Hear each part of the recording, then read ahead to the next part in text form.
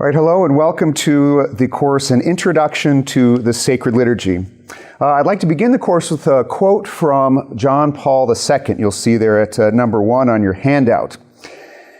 He says, "The liturgy, everybody speaks about it, writes about it, discusses the subject.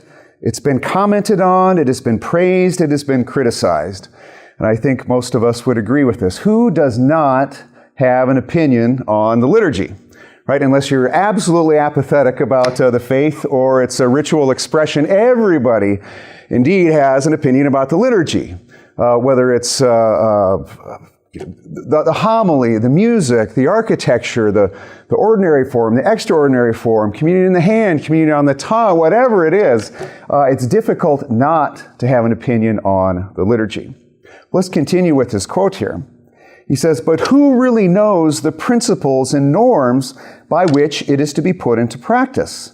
Now there is the real challenge, though. Anybody can have an opinion, but whose opinion is informed by the principles and norms of the magisterium, of the church, of our tradition, of our constitutions, of our liturgical books? That's informing our opinion is really what this course is about. And to do this, there's a number of ways, a number of very good things to read and resources and authors to look at.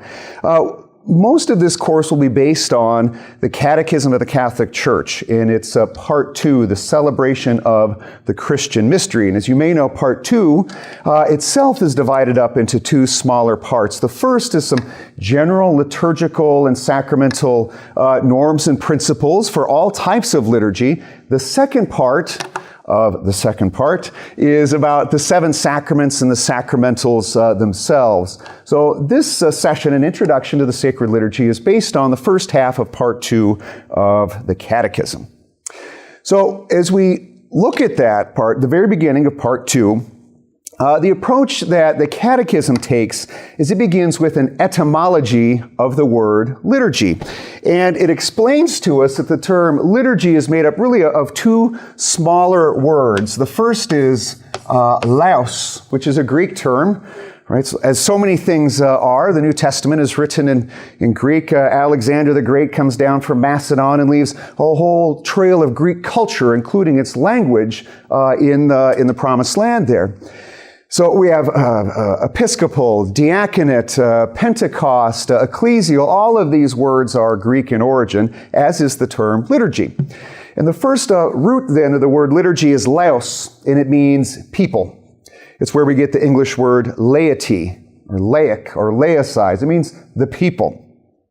The second part of this term is ergon, and it means work. So you may have an ergonomic work device so that you work safely and efficiently in your office. If you have a cushy diocesan curial job like I do, you've got the lumbar support for your chair and the mouse so I don't get carpal tunnel syndrome as I'm doing liturgical things in my office, right? That's an ergonomic work device. So you put these 2 words together, a laos and an ergon. It means originally in the Greek culture a work, ergon, that is done in the name of or on behalf of the people. And if you look at number 2 there from the Catechism, that's exactly what it says. The word liturgy originally meant a public work or ergon in the service in the name of or on behalf of the people.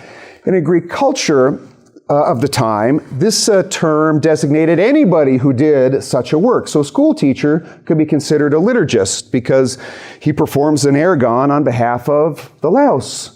Or a soldier was called a liturgist. A garbage collector, I suppose, could have been called a liturgist because he performs a work on behalf of the people. Now, along comes Jesus, and the letter to the Hebrews calls him the liturgist. This is in chapter 8, verses 1, 2, and 6, where it says, "We have such a high priest, a liturgos, of the sanctuary and of the true tabernacle that the Lord, not man, set up. Now he has obtained so much more excellent a liturgias, as he is a mediator of a better covenant." So again, if you know any liturgist jokes, remember that Jesus himself is the primary liturgist. Okay, Jesus is the primary liturgist. Why would the letter to the Hebrews call Jesus the liturgist? Well, given what we know about the Word, he's fittingly called the liturgist because he performs a work on behalf of the Laos. The work that he performs is a work of glorifying God and sanctifying creation, a work that we forfeited with original sin, but a work that we're trying to participate in as members of the baptized.